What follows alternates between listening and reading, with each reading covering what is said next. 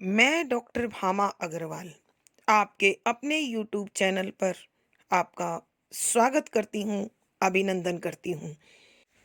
आइए बच्चों, आज हम सूर्यकांत त्रिपाठी निराला द्वारा रचित विधवा नामक कविता का अध्ययन करते हैं। यह उनके काव्य संग्रह परिमल में संकलित है और प्रगतिवादी विचारों से ओतप्रोत है। यहाँ कवि ने विधवा की जो त्रासदीपूर्ण स्थिति है, जो सदियों से भारतीय समाज का अभिन्न अंग बनी हुई है, उसका अत्यंत मार्मिक चित्रण किया है। विधवा के मानसिक तनाव को बड़े भावपूर्ण शब्दों में स्पष्ट किया है। यहाँ उन्होंने बताया है कि बड़े लंबे समय से भारतीय समाज में विधवा को उपेक्षित, अभिशापित, शोषित, प्रताड़ित जीवन जीना पड़ता है। उसके दर्शन को अपशकुन और दुर्भाग्य का कारण माना जाता है। इस समाज में विधवा के प्रति किसी के हृदय में कोई सहानुभूति, संवेदना, भावना नहीं दिखाई देती और उसके दुखपूर्ण जीवन के कष्टों के निवारण की ओर भी किसी का ध्यान नहीं जाता है। ऐसे दयनीय जीवन को जीती हुई वो अपना जीवन यापन करती है और समाज के तथाकथित बड़े सम्मानित लोगों के द्वारा अपमानित और शोषित होती रहती है। यहाँ कवि ने उसके प्रति संवेदना को प्रकट करते हुए कहा है कि भारतीय समाज में एक विधवा की स्थिति पेड़ से टूटी हुई लता के समान है और उसकी इस दुखपूर्ण कथा को या तो धरती माँ अथवा यह विशाल आकाश अथवा मंद मंद या तीव्र बहती हवाएं, नदी की लहरें, समुद्र की तरंगें यही सुनते हैं और कोई प्रतिक्रिया नहीं देते हैं। कवि बताते हैं कि यह तड़फती हुई जीवात्मा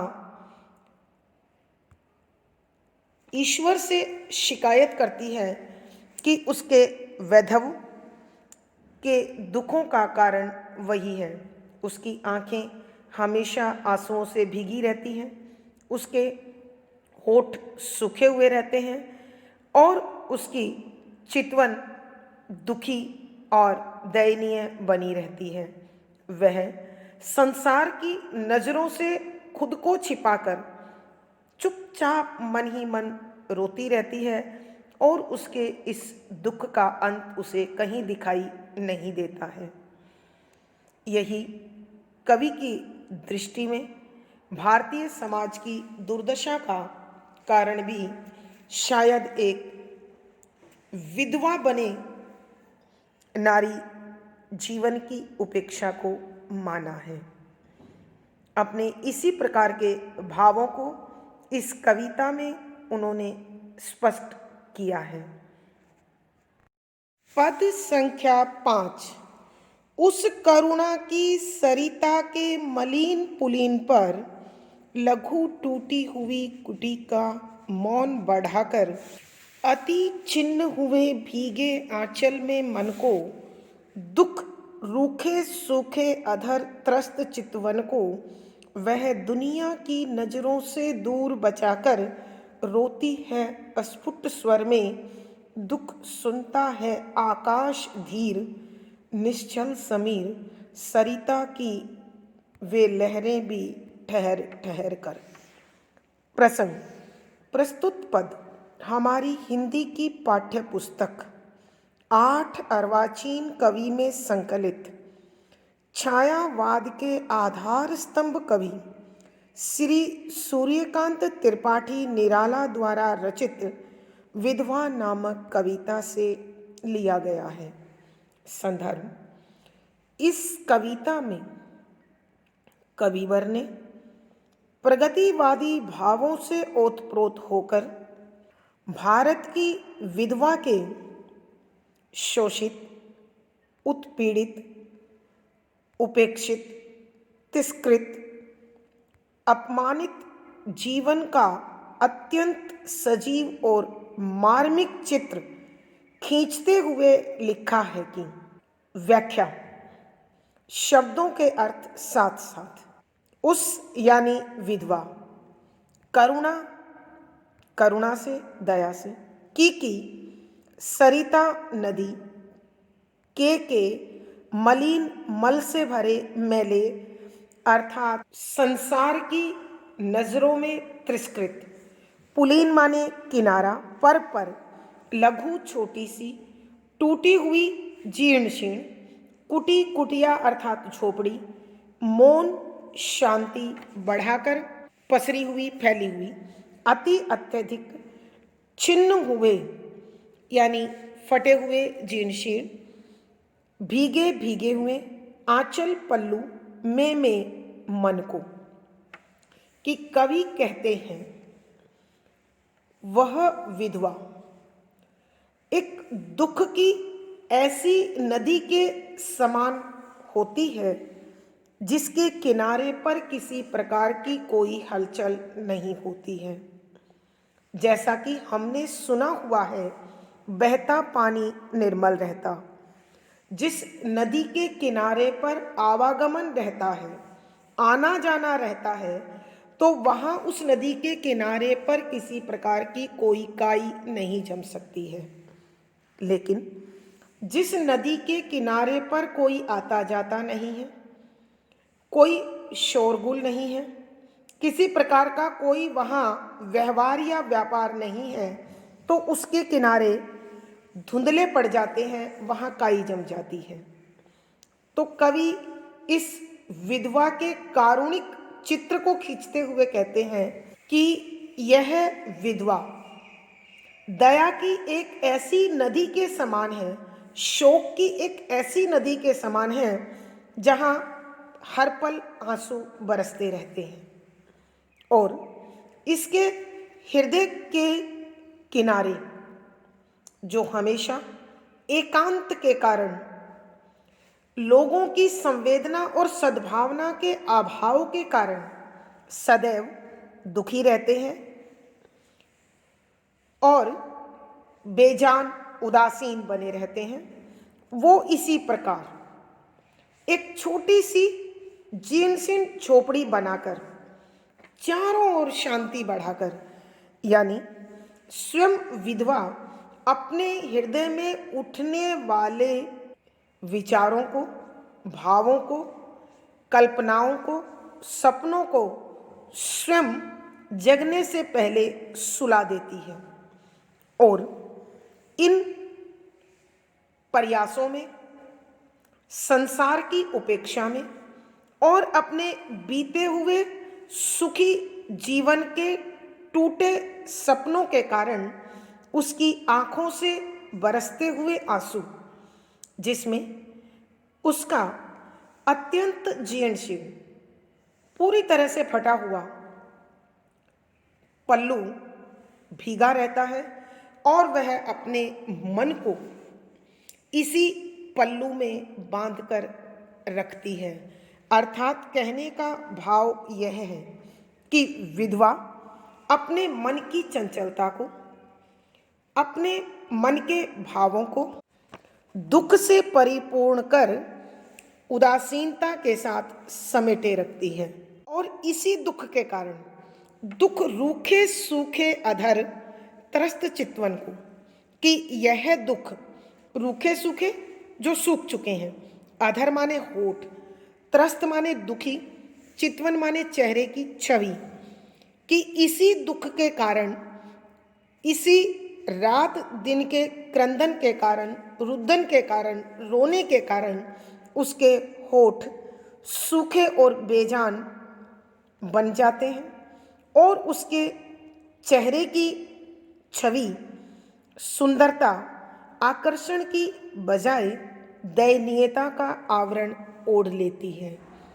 कवि के कहने का भाव यह है कि विधवा के जीवन में उदासीनता, दर्द, बेबसी और लाचारी के सिवा कुछ नहीं रहता। जहाँ उसकी आंखें बरसती है, वहीं उसके शारीरिक सौंदर्य पर भी पूर्ण रूप से बेजान परत उसे ढक लेती है। वह दुनिया की नज़रों से दूर बचाकर रोती है स्फुट स्वर में कि दुनिया उसे न देखे। उसका ऐसा प्रयास रहता है। इसलिए सारे संसार से छिप छिप कर दूर एकांत में अस्फुट जो व्यक्त नहीं होता, जिसे कोई नहीं सुनता, कि वह अंदर ही अंदर घुट घुट कर रोती रहती है। उसके रोने की आवाज़ को संसार में कोई नहीं सुनता, कोई उसके प्रति संवेदनशील नहीं होता, कोई उसके प्रति कोई सहानुभूति नहीं रखता। कवि कहते हैं, दुख सुनता है आकाश धीर, कि जब वो पूरी रात एकांत में सबसे बचकर रोती रहती है, तो यह आकाश धैर्य के साथ उसके रोने को सुनता है, उसके विलाप को सुनता है। और यह हवा उसके इस भाव को देखती, सुनती, समझती है, लेकिन वहाँ किसी प्रकार का कोई व्यवहार, कोई हलचल नहीं होती है। सरिता की वे लहरें भी ठहर ठहर कर, नदी की वो लहरें भी रुक रुक कर उसके करुण क्रंदन को सुनती है, उसके दुख से भरे रोने को सुनती है, मगर किसी पर कोई फर्क नहीं पड़ता है। तो कवि कहते हैं, प्रकृति हो या समाज, इस विधवा के लिए किसी के पास कोई समय नहीं है और कोई उसे समझना, उसे सहानुभूति देना, उससे संवेदनशीलता रखने का प्रयास नहीं करता है। एक बार फिर बच्चों इस पद की व्याख्या कर रही हूँ, सुनिए। कवि विधवा की कारुणिक स्थिति पर प्रकाश डालते हुए कहते हैं कि वह विधवा करुणा की एक ऐसी नदी की भांति होती है जिसके दोनों किनारे अत्यंत उदासीन, नीरस, बेजान जीवन जीते हैं, और वो इसी के किनारे पर अपनी एक छोटी सी टूटी फूटी झोपड़ी बनाकर उसमें चुप्पी बढ़ाकर अपना जीवन यापन करती है।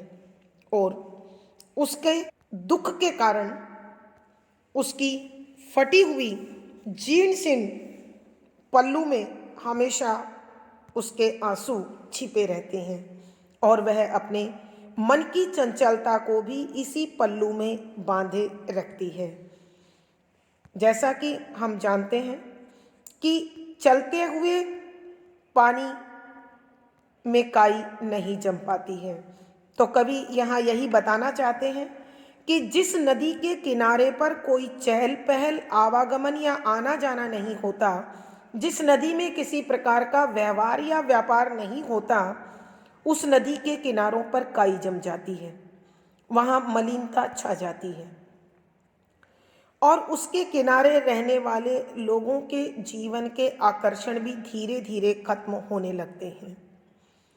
तो यहाँ विधवा के जीवन की तुलना इसी प्रकार की नदी से कवि ने की है, और विधवा की कल्पना ही नहीं, कवि ने उस विधवा को दुख की एक नदी कहा है, शोक की एक नदी कहा है, और कवि कहना चाहते हैं, अति छिन्न हुए भीगे आंचल में मन को, कि वह पूर्ण रूप से फटे पुराने जीर्ण शीर्ण उस आंचल में अपने आँखों के आंसू और चंचल मन की चंचलता को बांधे रखती है, जिस कारण उसका पल्लू हमेशा उसके आंसुओं से भीगा रहता है, और इस दिन रात के रोने के कारण अपने मन के भावों और विचारों के छिपाने के कारण, इस संसार में अपनी बेबसी और लाचारी के कारण, वह जो रोती रहती है उसके कारण, दुख रूखे सूखे अधर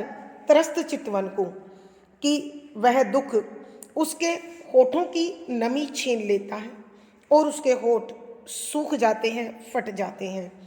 त्रस्त चितवन, कि उसके चेहरे की सुंदरता इस रोने के कारण फीकी हो जाती है, बेजान हो जाती है।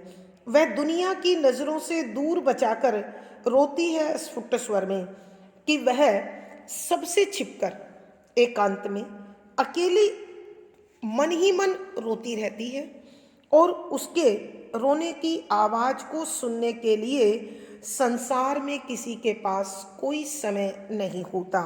यह आकाश धैर्य से उसके दुख से भरे रुदन को सुनता है, क्रंदन को सुनता है। यह मंद मंद बहती हवा भी बिल्कुल हलचल रहित होकर उसे सुन लेती है, महसूस कर लेती है, और नदी की लहरें भी ठहर ठहर उसके रोने को सुनती है, मगर कहीं कोई गति देखने को नहीं मिलती है, कोई हलचल देखने को नहीं मिलती है। कवि के कहने का भाव यह है कि जिस प्रकार एक विधवा समाज के प्रत्येक वर्ग के द्वारा, आयु वर्ग और सामाजिक स्तर वर्ग, दोनों वर्ग के लोगों के द्वारा उपेक्षित होती है, प्रकृति भी उसके साथ वैसा ही उपेक्षित रवैया अपनाए हुए होती है। अर्थात प्रकृति भी उसके प्रति कोई सहानुभूति, कोई संवेदना नहीं रखती है।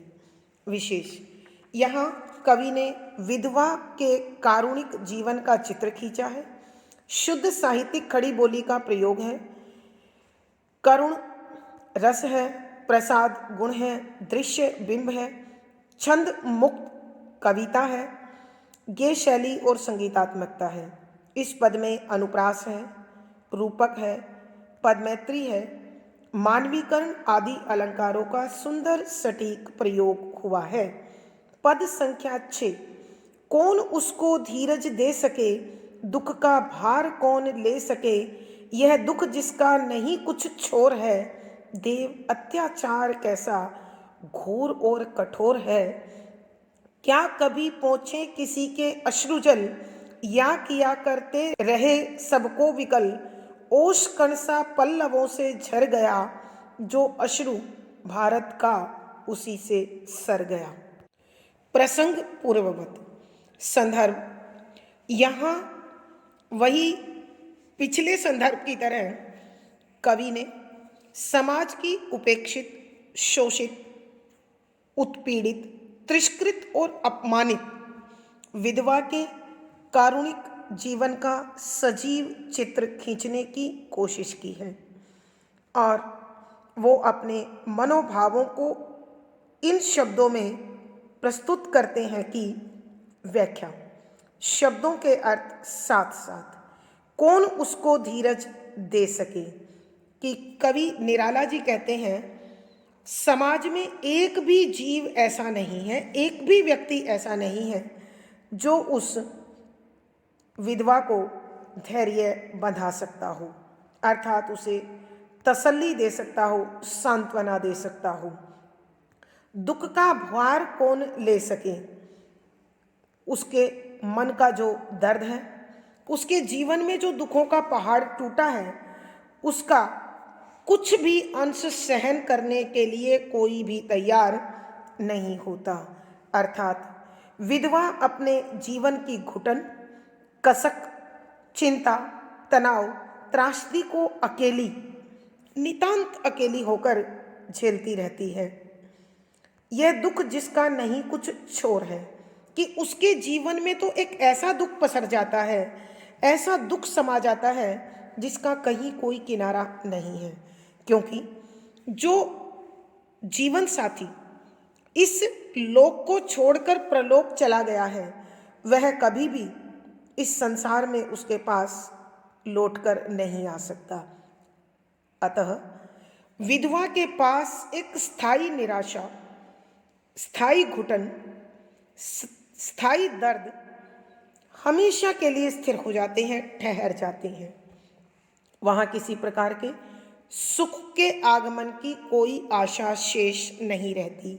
देव अत्याचार कैसा घोर और कठोर है। देव, हे भगवान, हे भाग्य, विधवा के प्रति यह अत्याचार कितना भयंकर है, कितना अधिक कठोर है। कवि कहना चाहते हैं कि विधाता ने विधवा के साथ ये कैसा अत्याचार किया है, उसके भाग्य को इतना कठोर क्यों लिखा है, को कवि खुद प्रश्न करते हैं संसार से, भगवान से, भाग्य से, कि कौन है जो इस विधवा के समान दुखों को झेल सकता है। अर्थात कवि के कहने का भाव यह है कि प्रत्येक व्यक्ति दुख से मुक्ति की आशा लेकर अपने जीवन में आगे बढ़ता है, लेकिन इस विधवा के जीवन के दुखों को मुक्ति का कहीं कोई रास्ता नजर नहीं आता। कोई पल ऐसा नहीं है जो उससे ये एहसास दिला सके कि अगले पल इस दर्द से छुटकारा मिल जाएगा। क्या कभी पहुँचे किसी के अश्रुजल, कि कवि कहते हैं, क्या इस संसार में कोई ऐसा भी है जो विधवा की भांति जीवन भर आंसुओं में डूबकर रह जाए। यहाँ प्रत्येक दुखी व्यक्ति अपने दुख से निजात पाकर अपने आशा के सहारे अपने आंसुओं को पोंछ लेता है, लेकिन इस विधवा के आंसू पोंछने वाला संसार में कोई नहीं है। या किया करते रहे सबको विकल, कि ये वो आंसू है जो बेचैन तो कर सकते हैं, लेकिन उनका निवारण नहीं ढूंढा जा सकता। उसकी आंखों से लगातार बहते हुए आंसू उसके मन को तड़फाते हैं और एक भावुक मन को भावना से भर देते हैं। उसकी आंख से ढलकने वाला आंसू ओस कण सा पल्लवों से झर गया, कि इसी प्रकार झरता रहता है उसकी आंखों से, जैसे पत्तों से कोई शबनम का मोती ठहरता है और ढुलक जाता है, मिट्टी में मिल जाता है और उसकी कोई कीमत नहीं रहती। तो विधवा की आंखों से बरसने वाले आंसुओं का भी प्रभाव किसी पर नहीं होता है।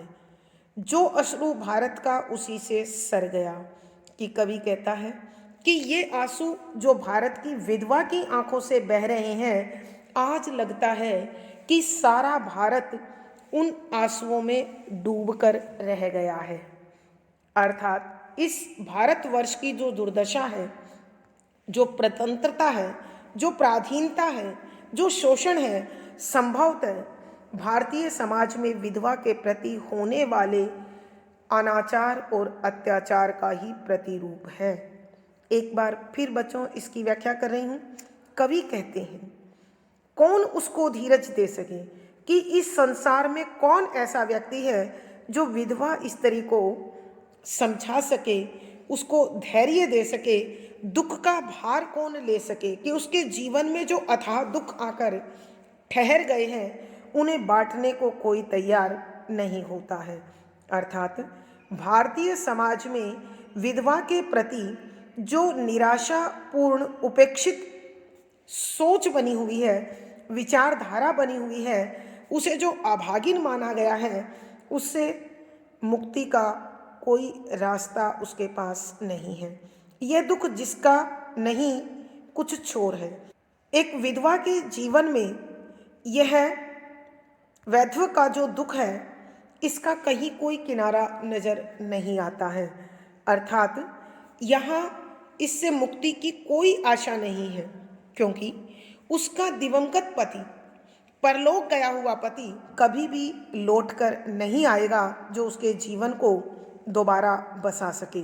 देव अत्याचार कैसा घोर और कठोर है, कि हे भगवान, एक नारी के प्रति तुम्हारा यह अत्याचार, तुम्हारा यह विधान कितना अधिक कठोर है और कैसा भयंकर है। अर्थात कवि कहना चाहते हैं कि ईश्वर ने एक विधवा के जीवन को न जाने कौन सी स्याही से लिखा है, जिसे वो कभी भी मुक्त नहीं हो सकती है। इसीलिए ईश्वर से कवि का प्रश्न है कि हे ईश्वर, क्या तुमने कभी किसी के ऐसे आंसू लिखे जिन्हें कोई पहुंचने वाला नहीं है, या किसी के जीवन में ऐसे दुख लिखे जिनका कोई अंत नहीं है? लेकिन विधवा के आंसुओं की कोई कीमत नहीं है और उसके दुखों का कोई अंत नहीं है।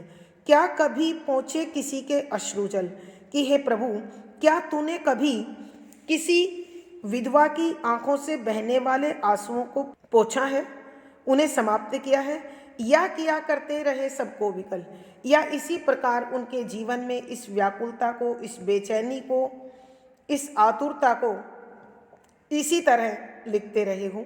ओस कण सा पल्लवों से झर गया कि जिस प्रकार पत्तों पर ठहरा हुआ शबनम का मोती ढलक कर मिट्टी में मिल जाता है, ठीक उसी प्रकार इस विधवा की आंखों से बहने वाले आंसुओं की कोई कीमत नहीं है, जो या तो फटे पुराने पल्लू में समा जाते हैं, या उसके गालों पर सूख जाते हैं, अथवा इस जमीन को ही डुबो जाते हैं।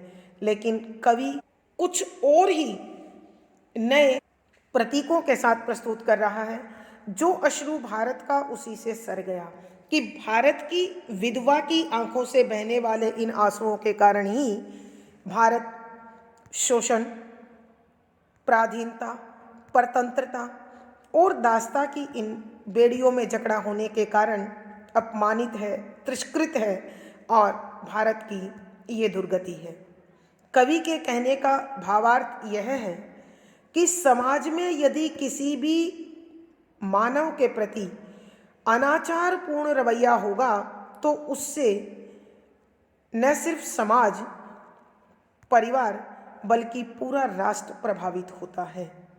विशेष यहाँ एक विधवा के त्रासदीपूर्ण जीवन का सजीव चित्र खींचा गया है। शुद्ध साहित्यिक खड़ी बोली का प्रयोग है, करुण रस प्रसाद गुण है, लक्षणा शब्द शक्ति है, मुक्त छंद में कविता लिखी गई है, गेय शैली है, संगीतात्मकता है, दृश्य बिंब है। यहाँ प्रश्न, अनुप्रास, उपमा, भ्रांति आदि अलंकारों का सुंदर सटीक प्रयोग हुआ है। धन्यवाद बच्चों। पिछली वीडियो का लिंक आपको यहाँ पर मिल जाएगा। आशा है इस कविता ने अवश्य आपकी आंखें भी नम कर दी होंगी और समझ में आ गई होगी। वीडियो को लाइक कीजिएगा, शेयर कीजिएगा और चैनल सब्सक्राइब कीजिएगा। आपका दिन और जीवन मंगलमय हो, इसी शुभकामना के साथ आभार, धन्यवाद।